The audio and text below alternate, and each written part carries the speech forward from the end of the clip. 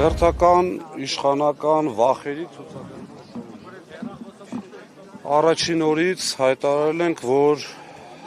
այս իշխանությունը ունի աննկարագրելի, անբնական վախ Սամվել Կարապետյանից, որովհետև Սամվել Կարապետյանը իր կյանքով ապահովել է մի բան, ինչպես կարելի արժանապատիվ ապրել եւ հայ տղամարդու գյուղում ծնված, գյուղում մեծացած հայ տղամարդու կերպարը, իմիջիալոց, որի կարիքը այսպես շատ ունենք։ Եվ երկրորդը, ինչքանով որ ես տեղյակ եմ, չասեն հիմա փաստաբանները դեռ բան չեն հայտարարել, բայց ինչքանով որ ես տեղյակ եմ, հերթական շինծու ոչ իր հետ կապ ունեցող գործը, այսինքն 3-րդ, 4-րդ, 5-րդ կապով գտել են իրենց կարծիքով ինչ-որ բան, որը կարող է կպնել Սամվել Կարապետյանը։ Նկատի ունեք դրվագը, որը ավելացվել, այսինքն փոփոխված մեղադրանք։ Այո։ Եվ ներողություն եմ խնդրում, եւ այստեղ մի շատ կարևոր հանգամանք, ես ուզում եմ, որպեսզի մեր բոլոր հայրենակիցները, ովքեր լսում են, ուշադրություն դարձնեն մի բանի վրա։ Սամվել Կարապետյանը, մի անգամ ասել եմ, կրկնում եմ, երևի թե այդպիսի հաշվարկ գոյություն չունի, ինչքան բարեգործություն է արել, բայց այս պահին էլ դեռ իր կարծիքը չի փոխել, որ բարեգործությունները չպետք է բարձրաձայնվեն։ Այսինքն ստացվում է իրենց խելքով, իրենց կարճ խելքով, որ Սամվել Կարապետյանը պատրաստ է շատ մեծ բարեգործությունների, բայց այստեղ ինչ-որ փողերի լվացումով զբաղվի, մի քիչ ծիծաղելի է, չի կարելի, այսինքն բաներ կա, որոնք որ լսելն է անգամ զզվելի։ Այսինքն այնքան անհիմնավոր են եղել պարոն Ղազինյան այն նախկին մեղադրանքները, որ նորեն են, փորձում գտնել, որպեսզի ունե դատարանին ինչ-որ մի թղթով համոզել։ Տեսեք, իմ կարծիքով առաջին հոդվածը, որ դրվել է այդ սահմանադրական կարգի տապալման կոչը, միջին ծանրության արարք է։ Այսինքն այդ արարքով ընդհանուր նորմալ դատարանի պարագայում կալանք չի։ Կալանք կարելի է տալ, բայց չեն անում։ Հիմա պատկերացրեք մի իրավիճակ, որ մեկ անգամ տվեցին, երկրորդ անգամ այստեղ դատարանը որոշեց, որ այդ փողերի լվացումով գործը հիմնավոր կասկածով, որը ենթադրվում է, որ չի կարող, երկրորդ անգամ տվեցին նույնով, երրորդ անգամ երկարացնել կալանքի ժամկետը սահմանադրական կոչով։ Հիմա դուք պատկերացնում եք, այսքան ինչքան մարդ կա կանգնած։ Բոլորը գոռում են, այո, ես էլ եմ միշտ ասել, հիմա կրկնում եմ, մենք մեր ձևով մասնակցելու ենք այդ ամեն ինչին, այսինքն ցիտում եմ Սամվել Կարապետյանին։ Վախենում կալանավորվել։ Ճիշտն ասած, ընդհանրապես վախ չունենալն էլ ոնց էր ասում, հիմարության նշան է, բայց այս պարագայում չեմ վախենում, ինչի համար, որովհետև երբ որ մարդու խիղճը մաքուր է, երբ որ մարդը իր պետության կամ իր իր հավատքի նկատմամբ կատարվող ոտնձգություններին դեմ է կանգնում, կարծում եմ նորմալ մարդը չպետք է վախ ունենա։ Պարոն Ղազինյան, այս համատեքստում տեսնում ենք, որ Ռոմանոս Պետրոսյանը պարբերաբար փոքր այսպես հաշվետվությունների տեսքով ներկայացնում է հեծում իրական, այսպես իր ասելով, իրական օբյեկտիվ վիճակը, ձեր դիտարկումները նախ այդ գրառումներին, բացահայտումներին եւ այլն, եւ հաջորդիվ նաեւ արբիտրաժի որոշման հետ կապված, որն այդպես էլ չկիրարկվեց Հայաստանի Հանրապետությունում, տարբեր այսպես պնդումներ, բարձաբանումներ եղան պաշտոնական, բայց մենք տեսանք, որ այս հարցում Հայաստանի Հանրապետությունը դարձյալ խնդիրներ ունի, ԶՊՄԿ-ի վերջին օրինակը, ոլորտ ընկերության հայտարարում է ներկայացվել պահանջը 1.5 միլիարդ դոլար։ Խնդրեմ սրա համատեքստում անդրադառնանք նաև հեծի դեպքին։ Եթե հիշում եք, 1-1.5 ամիս առաջ ես առաջարկեցի, որպեսզի կազմակերպվի բանավեճ, քննարկում, անունը թող իրենք դնեն, հմեկով ուղիղ եթերով։ Ես, հանձնաժողովի նախագահ Մեսրոպը եւ կառավարիչը։ Եկեք ֆիքսենք, որ ամիս ու կեսը որևէ լուրջ չկա, ես այդ էջ ուզում եմ փակել, ուղղակի ֆիքսելով, որ վախեցան, չեկան, որովհետև երբ որ բաց ես թողում, իրենց թվում է, թե դե բաց է, մի օր կհամաձայնվենք, մի օր չենք հավը, ֆիքսում ենք, որ վախեցան, փակում ենք։ Երկրորդը, եթե մարդ բան է ունենում ասելու, իր էջով չի նստում գրում, երկրորդ կարծիքը չլսելով, չգիտեմ, գիտեք, տարիներ շարունակ մենք պայքարել ենք նման երևույթների դեմ։ Հիմա արդեն 3 ամիս է իրենք են կառավարում։ Եվ այսօր բերում ասում են, գիտեք, ինչտեղ սենց եղեն, դեռ նենց ա եղել։ Նորից կրկնում եմ, յուրաքանչյուր իրենց գտած այսպես արատավոր երևույթ, որովհետև մենք տարիներով պայքարել ենք եւ հաջողության ենք հասել հաշվի առնելով այսօր հեծի վիճակը, եթե իրենք մաքուր լինեին, իրենք կներգրավեին սեփականատիրոջ ներկայացուցիչներին։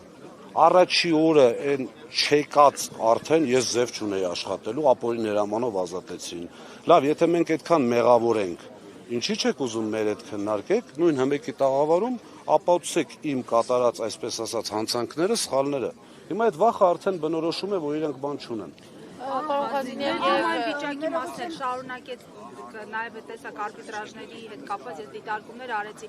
Հայաստանի ներդրումային վիճակը ինչպես եք այսօր գնահատում, որպես ժամանակին ամենամեծ այսպես մասնավոր ընկերության ներկայացուցիչ եւ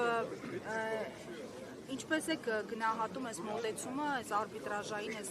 գործերի վերաբերյալ Հայաստանի Հանրապետության մոտեցումը։ Եթե իշխանությունը սիրի իր երկիրը եւ իրեն խիստ ժամանակավոր չհամարի, յուրաքանչյուր իշխանություն է ժամանակավոր, բայց պետք է քո երկիրը սիրես եւ չանես այնպիսի քայլեր, որի արդյունքում կտուժի քո երկիրը։ Հիմա այս պարագայում, ինչպես բազմիցս նշել եմ, իրենց արդարության նախարարը մի անգամ չկարողանալով չկրկնել իրենց ղեկավարի ասածը, որ պետականացվելու, այդպիսի հասկացություն ուղղակի չկա, ասաց, որ գերակա շահով է լինելու եւ փոխհատուցում է տրվելու, այսինքն միջազգային կառույցների կողմից գնահատված ընկերության գումարած 15%, գերակաշահը դա է ընդհանրում։ Իսկ դա նշանակում է մի քանի 100 միլիոն դոլար պետք է վարկային պարտավորությունները վերցնեն պետական երաշխիքով եւ մի քանի 100 դոլար վճարեն Սամվել Կարապետյանին, այսինքն ստացվում է մի այսպես կմահաճույքի կամ վախի պատճառով պետությունը ընդամենը չեմ ուզում հիմա կոնկրետ թիվ ասեմ, որ չասեմ չգնահատած վիճակում թիվ ասում, բայց հավատացեք շատ մեծ թիվ է։ Ինչ վերաբերում է արբիտրաժին, այս քայլերով արդեն նվազել են միջազգային ներդրումները, ավելի են նվազել, որովհետև կրկնում եմ, չի կարող նորմալ գործարար, որը միջև իր ներդրում կատարել ուսումնասիրում է տվյալ երկրի օրենսդրությունը, ուսումնասիրում է տվյալ երկրի իշխանությունների պահվածքը, չի գալու այստեղ ներդրում անի, հավատացած եղեք, բացի մեր կողմից այսպես թշնամի համարված երկու երկրներից, որովհետև նրանք փորձելու են բերեն այդ գումարը դնեն ստեղ, գումարով ազդեցության լծակներ վերցնեն։ Ոչ մեկ այլևս չի անել։ Զուգահեռ իրականությունում կարծես այս ներսի գործարարներին են փորձում ակտիվացնել, էկոնոմիկայի նախարարն է հանդիպումներ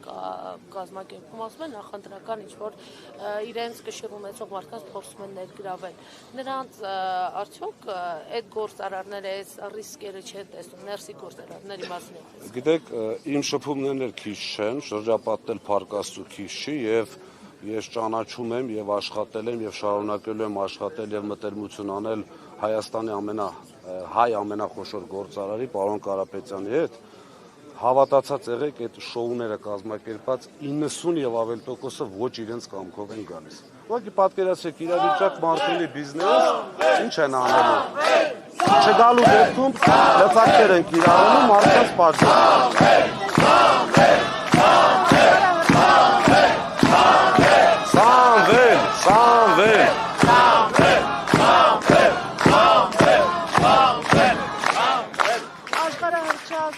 Փաստաբան Ամստերդամի այսօրվա խոսքերը իշխանությունը լայն տարածում է ասելով, որ պատրաստվում են գրոհեն Հայաստանը, այն խոսքերը, որ ամեն օր գրոհելու են Նիկոլ Փաշինյանին, մինչև Սամվել Կարապետյանը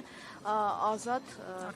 չարձակվի։ Ինչ կարող եք այս առումով ասել եւ նաեւ մասնագիտական առումով ինչ է նկատի ունեցել։ Այստեղ միայն իրավական տարրերն է նկատի ունեցել, թե նաեւ նկատի ունեցել, չգիտեմ, քաղաքական գրոհը, այլ գրոհ։ Եթե պարոն Ամստերդամը լիներ Մոջահեդ, կհասկանային գրոհել ինչ նկատի ունի, երևի թե հայերեն այսպես ճակերտների մեջ ասածը չի ասել, ստացվելու է, որ այսինքն ինչ է անելու պարոն Ամստերդամը, իրավական ճանապարհով, այո, գրոհելու է, ինչ կա դրա մեջ։ Այդ պարագայում յուրաքանչյուրի իրենց խոսույթների մեջ, իրենց, այսպես ասեմ, քրեական օրենսգրքի հոդվածները չեն հերիքի, արդեն չեն հերիքում իհարկե, բայց ընդհանրապես չեն հերիքի։ Երկրորդը պարոն Ամստերդամը ըստ երևույթին գիտեք ինչ վիճակում է, իրենց չեմ ճանաչում, չեմ խոսել, որպեսզի չասեն այսպես այնպես, բայց իմ կարծիքով լինելով ուժեղ իրավաբան, լավ իրավաբան, բազմաթիվ պրակտիկայում փորձեր ունենալու երևի չի տեսել այսպիսի բան եւ մարդու մոտ հասկանալու խնդիր է։ մակարդակի։ Նորմալ է, չէ՞ երբ որ մարդը 30-40 տարի զբաղվում է փաստաբանությամբ եւ այսպիսի абսուրդ չի տեսել։ Դե այսինքն այսպիսի абսուրդ չտենալով այդ մարդու մոտ արդեն, գիտեք, մեկ-մեկ ինձ մոտ էլ հարցազրույցների ժամանակ Փառք Աստծո բարապաշարս փոքր չէ, բայց իմ մոտ էլ է վերջանում եւ սկսում ես արդեն ինչ որ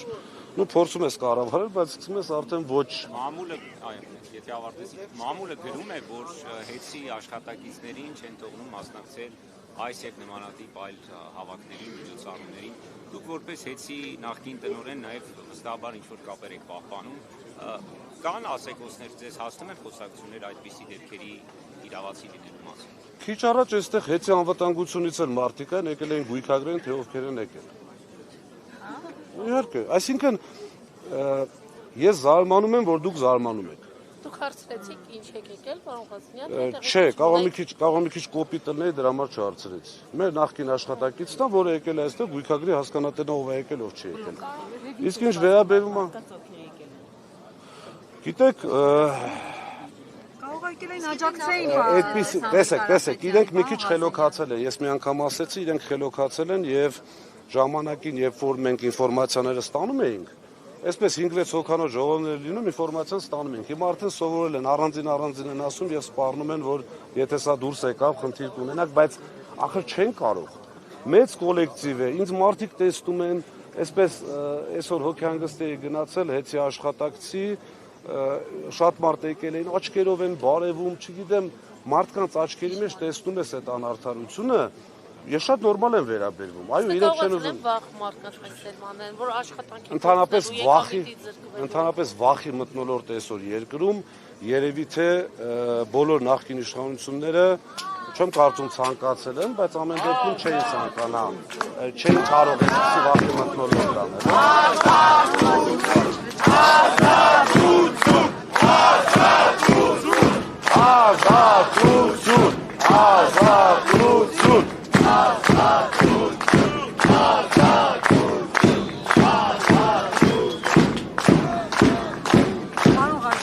Վերջին ասուլիսում դուք հարցադրումներ էիք որոշակի հնչեցրել եւ խոսելով հատկապես Սարիկ Մինասյանի հայտարարությունների մասին, շատ ծանր էր տարել եւ ասել էիք ստի, ինչպես գիտեք, Facebook-ում ավելի շատ այսպես տղայական ռազմորկայի նման ձեզնից հաշիվներ էր պահանջում, մասնավորապես ասես գրել է դրան ասեք, որ հեծի ներկայիս վիճակի բացահայտումներից հետո պատասխան ունի տալու Տաշիրի սեփականատերերին, վերջինների սեփականության հանդեպ այդքան ճակերտավոր սրտացավ լինելու համար, պատասխան ուզողը դու չես, դու պատասխան տվողն ես, պատասխաններ եք տալու դուք։ Մի քիչ ոնց ասեմ, այն ժամանակ այդպես պրովոկացիոն հարցնչեց, անդրադարձա, բայց ես իրեն անդրադառնալը իմ հեղինակությունից ցածր եմ համարում։ Ուղղակի նորից, գիտեք ինչ, այսպես ընդհանուր ասեմ, լավ, տղամարդը երբ որ բերանից խոսք է հանում, պետք է կատարի կամ ներողություն, ու ապացուցի կամ ներողություն խնդրի։ Ասել է, որ այնտեղ կան մարդիկ, ովքեր անվճար հոսանքից օգտվել են, այսպես ասած, լավ տղաները, թող հրապարակի, եթե ոչ տղամարդու համար էլ է, ընդհանրապես մարդու համար սխալվելն էլ է նորմալ։ Կարող է մարդը ասել, գիտեք ինչ, կներեք ինֆորմացիա սխալ էր։ Տղայական, որ ինչ էլ լինի, տղայական ճանապարհով ես մի բան պատասխանեմ, տանեն, նստացնեն, ինքն էլ ուրախանա։ Բայց ինք ասել են ցուցակը կհրապարակի։ Ուրա։ Եսի մասում կհրապարակի։ Դե հրապարակի, մենք էլ ուղարկենք մարդկանց, տեստենք, եղել է այդպեսի, որովհետև այդ ցուցակ հրապարակելն է շատ, հիմա Ռոմանոսն էլ չէ ուզում անունտը, ինքն էլ է շատ այսպես բաներ հրապարակում։ Զինվորական մասի վրա 8500 կիլովատ հավելակում։ Եղբայր, եթե դու օբյեկտիվ ազնիվ լինես, մի հատ կանչի այդ աշխատակիցներին ասի, այս վերջի 6 ամսվա մեջ ինչ են գտել։ Նույն անվտանգությունը, իմ կողմից ղեկավարած տնօրենությունը, ինչքան մարդ են ազատել։ Լավ, մեր ձևով, այսպես ասած, պայքարը շարունակում են ու պրիտոմ շատ փնթի, ասեմ ձեզ, շատ փնթի։ 8000 կիլովատ էին հայտնաբերել, քանի է պարոն Ղազարյան, դրանից ավել չեն հայտնաբերել ու դեռ ժամանակ դուք եք ավելի շատ եք։ Բայջան, ինքը գիտեք ոնց 2000 տեսուչ ամեն ամիս թիվ են գրում։ Մեր հաշվարկային այսպես նոր ներդրած համակարգը ավտոմատ քաշում է, բայց երբ որ ինտերնետային խնդիրներ են լինում, դες չէ միևնույն է գնում ձերով գրում է։ Այսինքն դու պայքարում ես 2000 անձի դեմ գումարած ազգաբնակությունը, ովքեր ենթադրյալ կարող են գողություն անել։ Անընդհատ այդ երևույթը լինելու է, ոչ մեկ չի կարող երաշխավորել, որ մի տեսուչ չի փորձելու սխալ։ Որոնք հրապարակել էին, Ինչի։ գրասենյակները անմխիթար վիճակում Զուգարանների։ գտնվող Ես որպես վերջին հետ գլխավոր տնօրեն ներողություն եմ խնդրում, ինչպես ասեցի, ներողություն խնդրելն էլ տղամարդու համար է, որ ունեցել ենք այդպիսի վիճակ։ Այո, դա մեր բաց թողումն է։ Մենք գիտեք, մոտարապես 55 այսպես շրջանային էլեկտրական ցանց ունենք, 55, այսինքն բացի մասնաճյուղերը բացվածքով, այնպես որ հնարավոր են այդպիսի դեպքեր, էլի։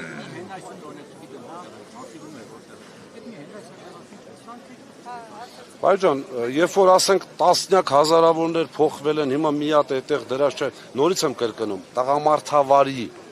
ազնիվ լինելով, չէ, եթե իրենք ասեին, գիտեք ինչ կա, այս 10 տեղը 20 տեղը փոխվել է, չգիտեմ, կամ 100 տեղը փոխվել, այս մեկը չէին փոխել, մենք ասենք այո, չենք հասցրել, բայց բերել ներկայացնել, որ ոչ մի բան չի արվել։ Դուք էլ գնաք օրինակ փոխածները նկարեք, ցույց որ մարդիկ տեսնեն, որ մենք մարզում փոխել ենք համար։ Ճիշտն ասած, ոչ միայն, ախր մենակ հենասյուների խնդիրը չէ, մենք բազմաթիվ ենթակայաններ ենք բան արել, վերակառուցել, վերանորոգել, շատ։